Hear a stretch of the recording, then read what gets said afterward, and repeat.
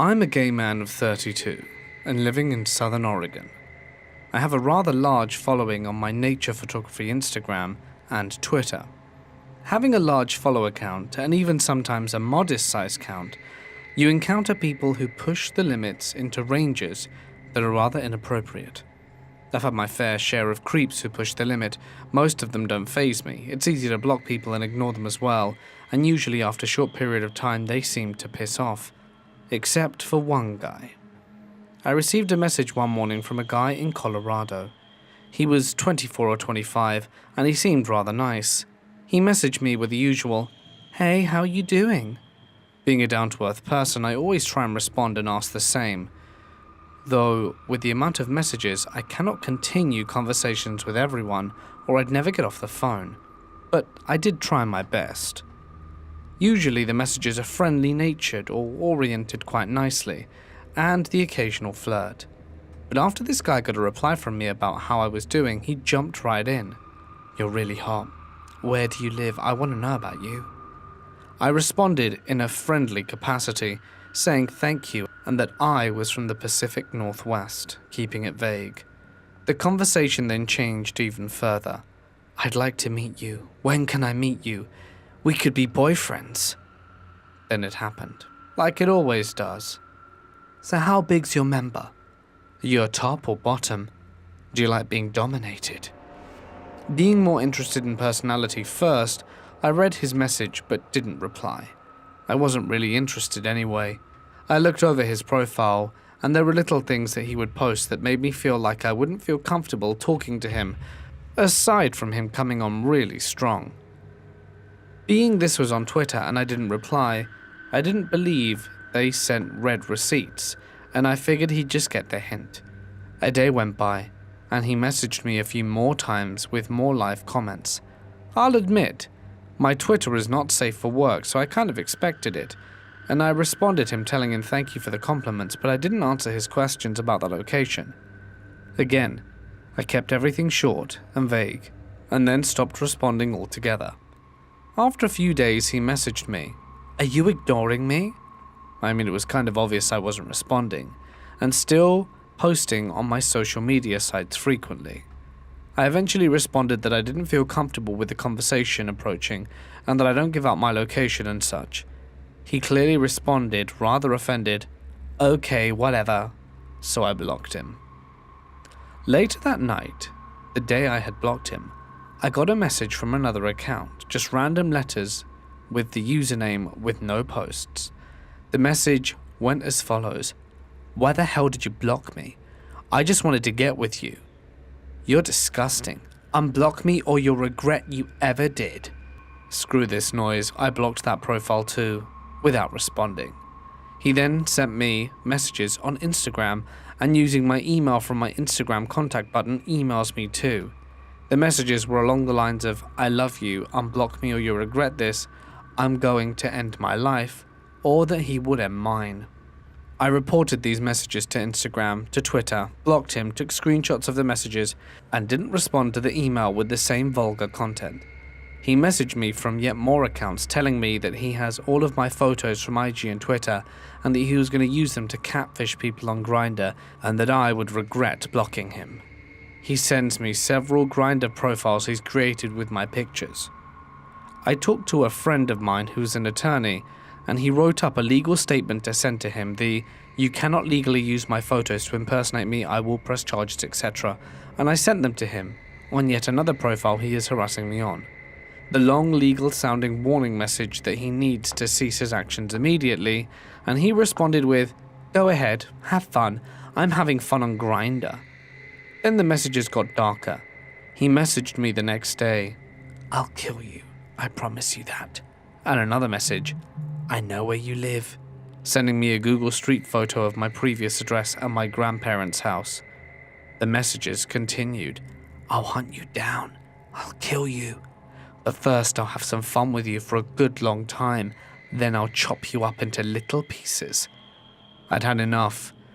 Being a stalker asshole is one thing, ignoring the warning cease and desist and impersonating me and threatening me is another. I called the local police department from his area, and he used his, what I assumed to be real, photos on his profiles, and I was able to find him on Facebook, although it may not have been his real name and photos, considering he had dozens of Instagrams and Facebook profiles with his name and the same photo, but with different info on each, to the tune of "I'm a former Marine" on one, "I work with the US Marshal Service" on another, etc. Upon contacting the local Colorado Police Department from his area that he located himself being from in his messages and profiles, the lady on the line told me there's not much they can do, as the jurisdiction would be the place the crime is committed in, my state and area, not where he is committing the crimes from. She then told me to contact my authorities and good luck. I proceed to file a police report with my local sheriff's office here in the county of Oregon, but after a few months, have yet to even receive a response. Even after calling now, they state their cases are backed up due to COVID. He harassed me for a few more months and I have documented it all, and I still to this day receive dozens of messages of people claiming someone is using my photos to catfish, all around the country, on Grindr. This happened around 3 years ago, when I started living alone. I moved into a really nice place. It was a corner apartment on the top floor. I loved it. My balcony was south-facing, and the windows were huge, which made for some awesome views. There was one issue though. The partition between my balcony and next door's. It wasn't very high or wide. There were big gaps between the walls and the partition as well. I could see into next door's balcony, and I guess they'd be able to do the same. Also, it didn't look that safe. Anyone could just break it down or climb it.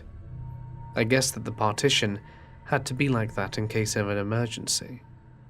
I didn't like it all that much though. The rent was cheap, and the building was old, so I didn't care. Typical for a single man, I suppose. Now, I love all things scary, and I have a vivid imagination, so I would creep myself out imagining someone staring at me through the gaps. I didn't know why my mind did that. It never happened, by the way. The only time I'd ever seen the neighbor was an awkward interaction when we were doing our laundry at the communal laundry machines at the same time. One night, I came back from a night out drinking with my work colleagues and it was quite late. I was really tired and wanted to do nothing but sleep, but I then realized I had no clean clothes for work the next day. It couldn't be helped. I had to get the washing done. I felt like an idiot and a really terrible neighbor, since it was going to make a lot of noise with me going back and forth to the laundry room. When the laundry was done, I went to put out all of it on the clothesline to dry outside. It was a cold night, but there was enough wind to dry my clothes. As I was walking to the balcony door, a thought came creeping back into my mind. Is someone going to be out there, hiding, staring at you?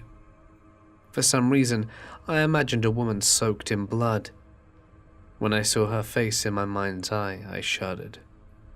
I knew that there would be no one out there though. How could there be? It was just my imagination though, right? I stepped out onto the balcony and forced myself to look through the gaps into the partition to put my mind at ease. There was no one there. Relieved, I went about my business, but then stopped in my tracks when I heard something. The sound of something scratching. It was very jaunty in the quiet of the night, especially since my imagination was running away with me. The scratching sound was loud. I wondered if it could perhaps be a hanger in the wind. I listened a little closer and realized it could not be a hanger scraping against something. It didn't sound metallic. It sounded like someone scratching their nails on a piece of wood. A horrible, chilling wind had begun to blow, and despite the cold, I realized I was sweating. I hated that I scared myself. I told myself that it was just my neighbor, and they were just out on the balcony at the same time I was. I then looked for myself through one of the gaps in the partition, and I noticed that their lights were off. The strange scratching sound continued. I was standing there thinking, At the age of 30, I had finally experienced something paranormal. The thought profoundly frightened me. I knew that I would have to turn and pass the gap in the partition to return to my apartment. It was like some horrible test of courage. I turned to go back inside, and I knew the second I turned towards the gap, I would see something. Perhaps that woman. It sounds like I'm making something out of nothing, but there really was something strange out on the balcony at night. The vision of a blood-stained woman leapt to the forefront of my mind again. I hated my imagination. Why was the image so prominent? How long did I stand there frozen, unable to think of anything beside the image? 5, 10 minutes? I couldn't tell you. However long it was long enough for me to realize that the scratching sound had stopped. The balcony was now silent. I felt relieved, and I blamed myself for overthinking. I was working myself up over nothing. Perhaps there was no ghost, no neighbor hiding. Maybe it was just an animal, or a gust of wind. I had talked myself down from overreacting, and just as I was mentally telling myself off for watching too many horror films, I heard a large thud against the partition. It was horribly loud. My heart stopped for a moment. Someone was there.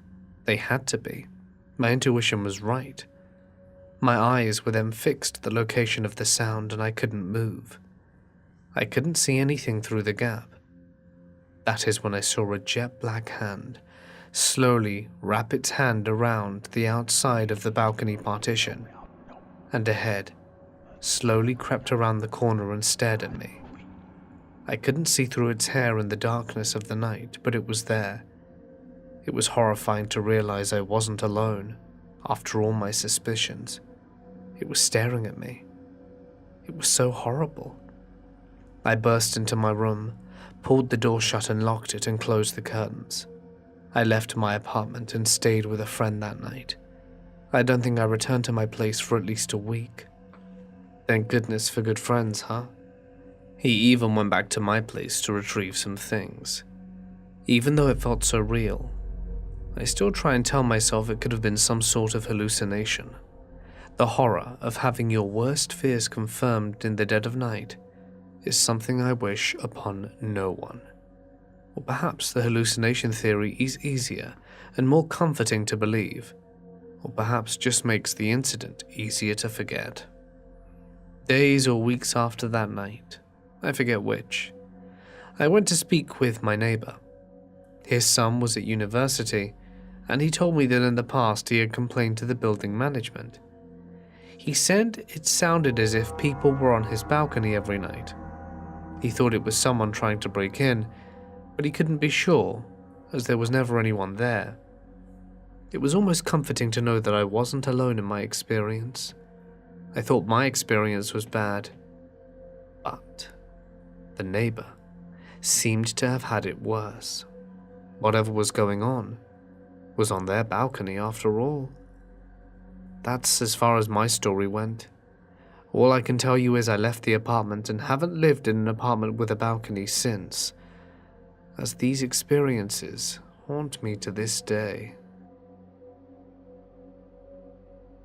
About 2 years ago, I had a quite nice and strange